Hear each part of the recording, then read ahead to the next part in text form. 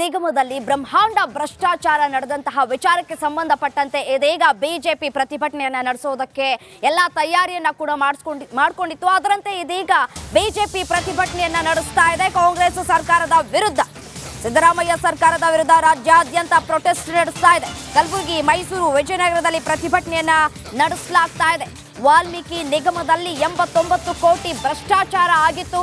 ಆ 89 ಕೋಟಿ ಯಾರ್ಯಾರ ಅಕೌಂಟ್ಗೆ ಹೋಗಿತ್ತು ಅನ್ನೋದರ ಕುರಿತು ನಿಮ್ಮ ರಿಪಬ್ಲಿಕ್ ಕನ್ನಡ ಸುದ್ದಿಯನ್ನ ಬ್ರೇಕ್ ಮಾಡಿತ್ತು. ಅದರಂತೆಯೇ ಇದೀಗ ಈ ಒಂದು ಬೆಳವಣಿಗೆ ಏನಿದೆ, ಬಿಜೆಪಿ ಇದೀಗ ಬೀದಿಗಿಳಿದು ಕಾಂಗ್ರೆಸ್ ಸರ್ಕಾರದ ವಿರುದ್ಧ ಪ್ರತಿಭಟನೆಯನ್ನ ನಡೆಸ್ತಾ ಇದೆ.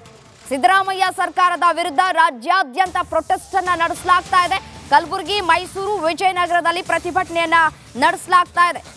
ಇದೇ ವಿಚಾರಕ್ಕೆ ಸಂಬಂಧಪಟ್ಟಂತೆ ಸಚಿವರ ತಲೆದಂಡ ಆಗಿತ್ತು. ಅದೇ ರೀತಿಯಾಗಿ ಪತ್ರದಲ್ಲಿ ಉಲ್ಲೇಖ ಏನ್ ಮಾಡಿದ್ರು ಅದರಂತೆಯೇ ಒಂದಷ್ಟು ಜನರನ್ನ ಅಧಿಕಾರಿಗಳು ತಮ್ಮ ವಶಕ್ಕೆ ಪಡೆದುಕೊಂಡು ವಿಚಾರಣೆಯನ್ನ ಕೂಡ ನಡೆಸ್ತಾ ಇದ್ದಾರೆ. ಇದೀಗ ಬಿಜೆಪಿ ಕಾಂಗ್ರೆಸ್ ಸರ್ಕಾರದ ವಿರುದ್ಧ ಬೀದಿಗಿಳಿದು ಪ್ರೊಟೆಸ್ಟ್ ಅನ್ನ ಮಾಡ್ಕೊಳ್ತಾ ಬರ್ತಾ ಇದೆ. ನೋಡಿ, ಇಲ್ಲಿ 89 ಕೋಟಿ ರೂಪಾಯಿ ಹಗರಣ ಏನಾಗಿತ್ತು, ಎಷ್ಟು ಹಣ ಇದೆ, 89 ಕೋಟಿ ಹಣ ಕುರಿ ಕಾಯೋನು ಮತ್ತೆ MMS ಅವರು ಈ ರೀತಿಯಾಗಿ ಅವರವರ ಅಕೌಂಟ್ಗಳಿಗೆ ಹಣವನ್ನ ವರ್ಗಾವಣೆ ಮಾಡಿ 10 ರಿಂದ 15 ಲಕ್ಷ ರೂಪಾಯಿಯ ಹಣವನ್ನ ವರ್ಗಾವಣೆ ಮಾಡಿ ಅಷ್ಟು ಹಣವನ್ನ ತಮ್ಮ ಖಾತೆಗೆ ಜಮಾಯಿಸಿಕೊಂಡಿದ್ದಾರೆ. ಅದೇ ರೀತಿಯಾಗಿ ಅಷ್ಟು ಹಣವನ್ನ ಕ್ಯಾಶ್ ರೂಪದಲ್ಲಿ ಪಡೆದುಕೊಂಡಿದ್ದಾರೆ ಅನ್ನುವಂತಹ ಡೀಟೇಲ್ಸ್ ಉನ್ನತ ಮೂಲಗಳಿಂದ ರಿಪಬ್ಲಿಕ್ ಕನ್ನಡಗೆ ಲಭ್ಯ ಆಗಿತ್ತು. ಆ ಒಂದು ಸುದ್ದಿಯನ್ನ ರಿಪಬ್ಲಿಕ್ ಕನ್ನಡ ಬ್ರೇಕ್ ಮಾಡಿತ್ತು. ಇದೀಗ ಸರ್ಕಾರದ ವಿರುದ್ಧ ಬಿಜೆಪಿ ಪ್ರತಿಭಟನೆಯನ್ನ ನಡೆಸ್ತಾ ಇದೆ. ಮೈಸೂರಿನ ದೃಶ್ಯಾವಳಿಗಳನ್ನ ಕೂಡ ಗಮನಿಸ್ತಾ ಇದ್ದೀರಿ. ಮೈಸೂರಿನಲ್ಲಿ ಪ್ರತಿಭಟನೆಯನ್ನ ನಡೆಸಲಾಗ್ತಾ ಇದೆ. ವಾಲ್ಮೀಕಿ ನಿಗಮದಲ್ಲಿ ಎಲ್ಲ ಜಿಲ್ಲಾ ಕೇಂದ್ರಗಳಲ್ಲಿ ಡಿಸಿ ಆಫೀಸ್ ಮುತ್ತಿಗೆ ಕಾರ್ಯಕ್ರಮವನ್ನು ಮಾಡ್ತಾ ಇದೆ.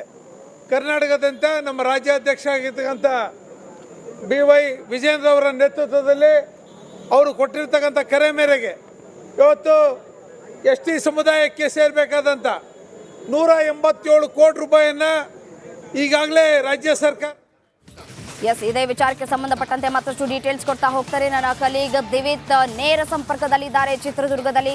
ಏನು ದಿವಿತ್, ವಾಲ್ಮೀಕಿ ನಿಗಮ ಹಗರಣ ಬಗೆದಷ್ಟು ಬಯಲಾಗ್ತಾ ಇದೆ. 89 ಕೋಟಿ ಹಣ ಏನು ವರ್ಗಾವಣೆ ಮಾಡ್ಕೊಂಡಿದ್ರು ಬೇರೆ ಬೇರೆ ವಿಚಾರಕ್ಕೆ ಅಂದ್ರೆ ಬೇರೆ ಬೇರೆ ಅಕೌಂಟ್ಗೆ. ಇದೀಗ ಬಿಜೆಪಿ ರಾಜ್ಯಾದ್ಯಂತ ಪ್ರತಿಭಟನೆಯನ್ನ ನಡೆಸ್ತಾ ಇದೆ. ಅಲ್ಲಿ ಯಾವ ರೀತಿಯಾಗಿ ಪ್ರತಿಭಟನೆಯನ್ನ ನಡೆಸಲಾಗ್ತಾ ಇದೆ, ಡೀಟೇಲ್ಸ್ ನೀಡ್ತಾ ಹೋಗೋದಾದ್ರೆ. ರಮ್ಯಾ, ಗಮನಿಸ್ತಾ ಇದ್ದೀರಾ ದೃಶ್ಯದಲ್ಲೂ ಕೂಡ ಯಾವ ರೀತಿಯಾದಂಥ ಜನರು ಅಂದರೆ ಬಿಜೆಪಿ ಕಾರ್ಯಕರ್ತರು ಇಲ್ಲಿ ಸೇರ್ಕೊಂಡಿದ್ದಾರೆ ಅಂತೇಳಿ ಎಲ್ಲವೂ ಕೂಡ ಕಾಂಗ್ರೆಸ್ ಸರ್ಕಾರದ ವಿರುದ್ಧ ನಡೆಯುತ್ತಿರುವಂಥ ಪ್ರತಿಭಟನೆ. ಈಗಾಗಲೇ ಏನು ವಿಪಕ್ಷಗಳಿಗೆ ಈ ಒಂದು ವಾಲ್ಮೀಕಿ ಹಗರಣ ಅಸ್ತ್ರವಾಗಿದೆ, ಜೊತೆಗೆ ಬಗೆದಷ್ಟು ಕೂಡ ಬಯಲಾಗ್ತಾ ಇದೆ ಈ ಒಂದು ವಾಲ್ಮೀಕಿ ಹಗರಣದ ಪ್ರಕರಣ. ನೀವು ನೋಡ್ತಾ ಇದ್ದೀರಾ ಎಷ್ಟು ಜನ ಬಿಜೆಪಿ ಕಾರ್ಯಕರ್ತರು ಕೂಡ ಚಿತ್ರದುರ್ಗದಲ್ಲಿ ಸೇರಿ ಇವತ್ತು ಪ್ರತಿಭಟನೆಯನ್ನು ಮಾಡೋದಕ್ಕೆ ಮುಂದಾಗಿದ್ದಾರೆ. ಚಿತ್ರದುರ್ಗದ ಮದಕರಿ ನಾಯಕ ಸರ್ಕಲ್ ಬಳಿಯಿಂದ ನೇರವಾಗಿ DC ಕಚೇರಿವರೆಗೂ ಕೂಡ ಈ ಒಂದು ಪ್ರತಿಭಟನೆ ಸಾಗ್ತಾ ಹೋಗುತ್ತೆ. ಸೊ ಅಂದ್ರೆ ವಿಜೇಂದ್ರ ಕೂಡ ಈ ಒಂದು ಪ್ರತಿಭಟನೆಯಲ್ಲಿ ಭಾಗಿಯಾಗ್ತಾರೆ. ಮೊನ್ನೆ ಅಷ್ಟೇ ನೋಡಿ, ಬೆಲೆ ಏರಿಕೆ ಕುರಿತಾಗಿ ಪ್ರತಿಭಟನೆಯಲ್ಲಿ ಭಾಗಿಯಾಗಿದ್ರು. ಇವತ್ತು ವಾಲ್ಮೀಕಿ ಹಗರಣದ ವಿರುದ್ಧವಾಗಿ ಅಂದ್ರೆ ನೀವು ಹೇಳ್ತಾ ಇದ್ರಿ 87 ಕೋಟಿ ಹಣ, ಅದು ಒಂದು ಲೆಕ್ಕ ಆದ್ರೆ ಇವರಿಗೆ 127 ಕೋಟಿ ಹಣದ ಲೆಕ್ಕವನ್ನ ಮಾತನಾಡ್ತಾರೆ. ಸೊ ಒಟ್ಟಲ್ಲಿ ಆ ಒಂದು ಅಧಿಕಾರಿ ಸಾವಿಗೆ ಸಚಿವರು ಕಾರಣರಾದ್ರ, ಸಚಿವ ನಾಗೇಂದ್ರ ಅವರು ರಾಜೀನಾಮೆ ಕೊಟ್ಟಿರಬಹುದು.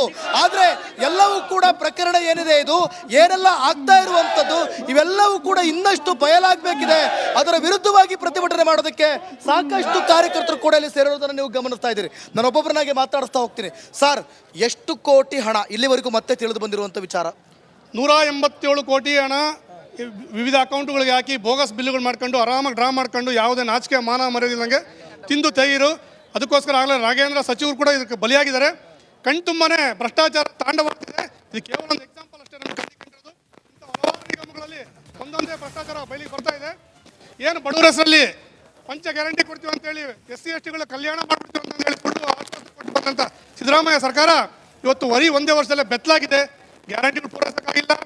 ಅದ್ರ ಜೊತೆಗೆ ಭ್ರಷ್ಟಾಚಾರ, ಬೆಲೆ ಏರಿಕೆ, ಯಾವುದರಲ್ಲೂ ಕೂಡ ಈ ಸರ್ಕಾರ ಮುಂದುವರಿದಂತ ನೈತಿಕತೆ ಇಲ್ಲ. ಪ್ರತಿಭಟನೆ ರೂಪುರೇಷೆ ಹೇಗಿರುತ್ತೆ? ಎಲ್ಲಿಂದ ಎಲ್ಲಿವರೆಗೂ ಪ್ರತಿಭಟನೆ? ಯಾರು ಬರ್ತಾರೆ ಸರ್?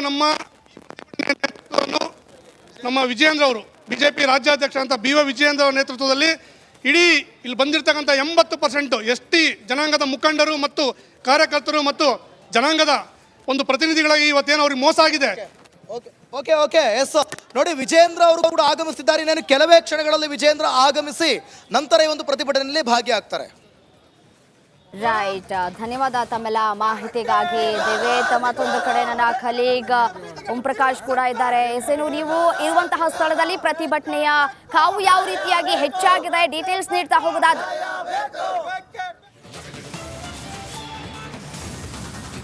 ರಮ್ಯಾ, ವಾಲ್ಮೀಕಿ ಅಭಿವೃದ್ಧಿ ನಿಗಮದಲ್ಲಿ ನಡೆದಂಥ ಹಗರಣ ಕುರಿತು ಏನು CM ಸಿದ್ದರಾಮಯ್ಯ ರಾಜೀನಾಮೆ ನೀಡಬೇಕು ಅನ್ನುವಂಥ ನಿಟ್ಟಿನಲ್ಲಿ ಆಗ್ರಹಿಸಿ ಇವತ್ತು BJP ರೋಡಿಗಿಳಿದು ಪ್ರತಿಭಟನೆಯನ್ನು ನಡೆಸ್ತಾ ಇರುವಂಥದ್ದು. ಭಾಳ ಪ್ರಮುಖವಾಗಿ ಜಿಲ್ಲಾಧಿಕಾರಿ ಕಚೇರಿಯ ಮುಂಭಾಗದಲ್ಲಿ ಈ ಒಂದು ಪ್ರತಿಭಟನೆಯನ್ನು ನಡೆಸಿ ಜಿಲ್ಲಾಧಿಕಾರಿ ಕಚೇರಿಗೆ ಮುತ್ತಿಗೆ ಹಾಕೋದಕ್ಕೆ ಯತ್ನ ಮಾಡಿರುವಂಥದ್ದು. ಜಿಲ್ಲಾಧಿಕಾರಿ ಕಚೇರಿ ಬಳಿ ಈಗಾಗಲೇ ಸಾಕಷ್ಟು ಪೊಲೀಸರು ಕೂಡ ಬಿಗಿ ಬಂದೋಬಸ್ತನ್ನು ಕೂಡ ನಿಯೋಜನೆ ಮಾಡಿಕೊಂಡಿರುವಂಥದ್ದು. ಅಂದರೆ BJP ಕಾರ್ಯಕರ್ತರನ್ನ ಜಿಲ್ಲಾಧಿಕಾರಿ ಕಚೇರಿಯ ಒಳಗಡೆ ಬಿಡದೆ ಹೊರಗಡೆ ತಡೆದಿರುವಂಥದ್ದು. ಈಗಾಗಲೇ BJPಯ ಮಾಜಿ ವಿಧಾನ ಪರಿಷತ್ ಸದಸ್ಯರಾದಂಥ ಅಲಂ ಅವರು ಇದ್ದಾರೆ, ಅವ್ರನ್ನ ಮಾತಾಡ್ಸ್ಕೊಳ್ತೀನಿ. ಸರ್, ಏನು ಪ್ರಮುಖ ಬೇಡಿಕೆ ಅಂತ? ಸರ್, ಈಗ ನಾವು ನೋಡ್ತಾ ಇದ್ದೀವಿ, ಈ ರಾಜ್ಯ ಸರ್ಕಾರ ಸಿದ್ದರಾಮಯ್ಯನವರ ನೇತೃತ್ವದಲ್ಲಿ ಅಧಿಕಾರ ವಹಿಸ್ಕೊಂಡ ದಿನದಿಂದ ಕೂಡ ಪ್ರತಿ ಹಂತದಲ್ಲಿ ಕೂಡ ಈ ಜನವಿರೋಧಿ ನೀತಿಯನ್ನು ಅಳವಡಿಸ್ತಾ ಇದ್ದಾರೆ. ಇವತ್ತು ವಿಶೇಷವಾಗಿ ವಾಲ್ಮೀಕಿ ಅಭಿವೃದ್ಧಿ ನಿಗಮದ ಒಂದು ಅಡಿಯಲ್ಲಿ ಯಾವ ಪರಿಶಿಷ್ಟ ಪಂಗಡದ ಜನಾಂಗದ ಒಂದು ಏಳಿಗೆಗಾಗಿ ಇಟ್ಟಂಥ ಹಣವನ್ನು ದುರುಪಯೋಗ ಮಾಡಿಕೊಂಡು 187 ಕೋಟಿ ಅದರ ಹಗರಣದಲ್ಲಿ ಇವತ್ತು ಬೆಳಕಿಗೆ ಬಂದಿದೆ. ಆ ನಿಟ್ಟಿನಲ್ಲಿ ನಾವು ಇವತ್ತು ಭಾರತೀಯ ಜನತಾ ಪಾರ್ಟಿಯ ನಮ್ಮ ರಾಜ್ಯಾಧ್ಯಕ್ಷರಾದಂಥ ಸನ್ಮಾನ್ಯ BY ವಿಜೇಂದ್ರಜಿ ಅವರ ನೇತೃತ್ವದಲ್ಲಿ ಅವ್ರ ಕರೆ ಮೇರೆಗೆ ಇಡೀ ರಾಜ್ಯವ್ಯಾಪಿ ಇವತ್ತು ಭಾರತೀಯ ಜನತಾ ಪಾರ್ಟಿ ಜನಪರ ಆಂದೋಲನ ಮತ್ತು ಪರಿಶಿಷ್ಟ ಜಾತಿ, ಪರಿಶಿಷ್ಟ ಪಂಗಡ, ಹಿಂದುಳಿದ ವರ್ಗದವರ ಒಂದು ಕಲ್ಯಾಣಕ್ಕಾಗಿ ಇವತ್ತು ಈ ಆಂದೋಲನವನ್ನು ನಾವು ಹಮ್ಮಿಕೊಂಡಿದ್ದೀವಿ. ವಿಶೇಷವಾಗಿ ಎಲ್ಲ ಜಿಲ್ಲೆಗಳ ಜಿಲ್ಲಾಧಿಕಾರಿ ಕಚೇರಿಗಳು ಅದಕ್ಕೆ ಮುತ್ತಿಗೆ ಹಾಕಬೇಕು. ಮತ್ತು ವಿಶೇಷವಾಗಿ ಇವತ್ತು ಈ ಹಗರಣಗಳನ್ನು ಬೇಸತ್ತು ಇವತ್ತು ಇಡೀ ರಾಜ್ಯದ ಜನತೆ ಇವತ್ತು ಈ ಸರ್ಕಾರದಿಂದ ಬೇಸತ್ಕೊಂಡಿದ್ದಾರೆ. ಮತ್ತು ಇವತ್ತೇನು ಮುಖ್ಯಮಂತ್ರಿಗಳಿದ್ದಾರೆ ಈ ಸಿದ್ದರಾಮಯ್ಯ, ಏನು ಪ್ರಮುಖ ಬೇಡಿಕೆ ಏನು? ಇವತ್ತು ಅವರ ರಾಜೀನಾಮೆ ನೀಡಬೇಕು ಅನ್ನುವಂಥ ಬೇಡಿಕೆಯನ್ನು ನಾವು ಇವತ್ತು ಒತ್ತಾಯ ಮಾಡ್ತಾ ಇದ್ದೀವಿ. ಯಾಕಂದರೆ ದಿನಕ್ಕೊಂದು ಹಗರಣಗಳು ಇವತ್ತು ಬರ್ತಾ ಇರೋದು ನಾವು ಕಾಣ್ತಾ ಇದ್ದೀವಿ. ಹೀಗಾಗಿ ಸಿದ್ದರಾಮಯ್ಯನವ್ರು ಈ ಸರ್ಕಾರ ಇದು ಮಾಡಬೇಕು, ರಾಜೀನಾಮೆ ಕೊಡಬೇಕು ಅನ್ನುವಂಥ ಒತ್ತಡವನ್ನು ನಾವು ಮಾಡ್ತಾ ಇದ್ದೀವಿ. ಈಗ ಅಕ್ರಮಕ್ಕೆ ಸಂಬಂಧಪಟ್ಟಂತೆ ತನಿಖೆ ಆಗ್ತಾ ಇದೆಯಲ್ಲ, ದಿನಕ್ಕೊಂದು ಜನ ವಿರೋಧಿ ನೀತಿಯನ್ನು ಇವರು ಈ ಮುಖ್ಯಮಂತ್ರಿಗಳು ಬಂದಾಗಿನಿಂದ ಇವತ್ತು ಮಾಡ್ತಾ ಇರೋದು ನಾವು ಕಾಣ್ತಾ ಇದ್ದೀವಿ. ಹೀಗಾಗಿ ಇವತ್ತು ಇವರು ಮುಖ್ಯಮಂತ್ರಿ ಇರಲಿಕ್ಕೆ ಲಾಯಕ್ಕಿಲ್ಲ. ಹೀಗಾಗಿ ಅವರು ರಾಜೀನಾಮೆ ನೀಡಬೇಕನ್ನುವಂಥ ಒತ್ತಡವನ್ನು ನಾವು ಇವತ್ತು ನಮ್ಮ ರಾಜ್ಯಾಧ್ಯಕ್ಷರ ನೇತೃತ್ವದಲ್ಲಿ ಇಡೀ ರಾಜ್ಯದಲ್ಲಿ ಈ ಒಂದು ಕರೆಯನ್ನು ಕೊಟ್ಟಿದ್ದೀವಿ. ಈ ನಿಟ್ಟಿನಲ್ಲಿ ನಾವು ಮುಷ್ಕರವನ್ನು ಮಾಡಿ ಇವತ್ತು ಜಿಲ್ಲಾಧಿಕಾರಿ ಕಚೇರಿಗೆ ಕೂಡ ನಾವು ಇವತ್ತೊಂದು ಮುತ್ತಿಗೆ ಹಾಕಂಥ ಕೆಲಸ ಇವತ್ತು ನಾವು ಮಾಡಿದ್ದೀವಿ. ತಾವು ಪ್ರತಿಭಟನೆ ಮಾಡ್ತೀರಾ ಅಂದರೆ ಜಿಲ್ಲಾಧಿಕಾರಿ ಕಚೇರಿ ಬಾಗ್ಲಾಕಿ ಸಾಕಷ್ಟು ಬಂದೋಬಸ್ತ್ ಮಾಡಿರುವಂಥದ್ದು, ಏನು ಹೇಳ್ತೀರಿ? ಅಲ್ಲ, ಇವತ್ತು ನಾವು ಶಾಂತಿಪರ ಹೋರಾಟವನ್ನು ನಮ್ಮ ಕಾರ್ಯಕರ್ತರು ನಾವು ಮಾಡ್ತಾ ಇದ್ದೀವಿ. ಅದಾಗೂ ಕೂಡ ಇವತ್ತು ಪೊಲೀಸ್ ಅಧಿಕಾರಿಗಳು, ಇಲಾಖೆಯವರು, ಸರ್ಕಾರ ಇವತ್ತು ನಮ್ಮನ್ನು ಹತ್ತಿಕ್ಕುವಂಥ ನಿಟ್ಟಿನಲ್ಲಿ ಇವತ್ತು ಸಾಕಷ್ಟು ಜನ ನಮ್ಮ ನಾಯಕರಿಗೆ, ನಮ್ಮ ಜಿಲ್ಲಾಧ್ಯಕ್ಷರುಗಳು, ಪದಾಧಿಕಾರಿಗಳಿಗೆ ಮತ್ತು ಶಾಸಕರಿಗೆ ಕೂಡ ಇವತ್ತು ಅರೆಸ್ಟ್ ಮಾಡೋಂಥ ಕೆಲಸಗಳು ಇವತ್ತು ಪೊಲೀಸರು ಮಾಡಿಸೋದು ಕೂಡ ನಾವು ಇವತ್ತಿನ ದಿವಸ ಖಂಡಿಸ್ತಾ ಇದ್ದೀವಿ. ರಮ್ಯ, ಇದಿಷ್ಟು ಇಲ್ಲಿನ BJP ನಾಯಕರು ಹೇಳ್ತಾ ಇರುವಂಥದ್ದು. ಅಂದರೆ ರಾಜ್ಯ ಸರ್ಕಾರದ ವಿರುದ್ಧ ಏನು BJP ಸಾಕಷ್ಟು ಆಕ್ರೋಶವನ್ನು ಹೊರಹಾಕ್ತಾ ಇರುವಂಥದ್ದು. ಅದರಲ್ಲೂ ಕೂಡ ಭಾಳ ಪ್ರಮುಖವಾಗಿ CM ಸಿದ್ದರಾಮಯ್ಯ ಅವರು ರಾಜೀನಾಮೆ ಕೊಡಬೇಕು ಅನ್ನುವಂಥ ನಿಟ್ಟಿನಲ್ಲಿ BJP ಇವತ್ತು DC ಕಚೇರಿಗಳಿಗೆ ಮುತ್ತಿಗೆ ಹಾಕುವಂಥ ಕೆಲಸಕ್ಕೆ ಮುಂದಾಗಿರುವಂಥದ್ದು. ಆದರೆ ಯಾವಾಗ ಜಿಲ್ಲಾಧಿಕಾರಿ ಕಚೇರಿಯ ಗೇಟನ್ನು ಧನ್ಯವಾದ ತಮ್ಮೆಲ್ಲ ಮಾಹಿತಿಗಾಗಿ. ರಾಜ್ಯದ ಎಲ್ಲಾ ಜಿಲ್ಲೆಗಳಲ್ಲಿ ಜಿಲ್ಲಾಧಿಕಾರಿ ಕಚೇರಿಗೆ ಮುತ್ತಿಗೆಯನ್ನ ಹಾಕ್ತಾ ಇದ್ದಾರೆ BJP ಕಾರ್ಯಕರ್ತರು. ದೃಶ್ಯದಲ್ಲೂ ಕೂಡ ಗಮನಿಸಬಹುದಾಗಿರುವಂತದ್ದು, ಪರಿಶಿಷ್ಟ ಪಂಗಡಕ್ಕೆ ಮೀಸಲಿಟ್ಟಂತಹ ಹಣ ಪೋಲಾಗಿದೆ, ಅದರ ದುರ್ಬಳಕೆ ಆಗಿದೆ.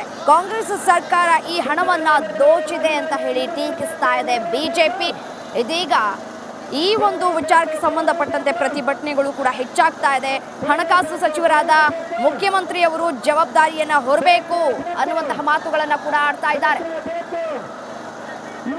ಅಧಿಕಾರಿ ಚಂದ್ರಶೇಖರ್ ಸಾವಿಗೆ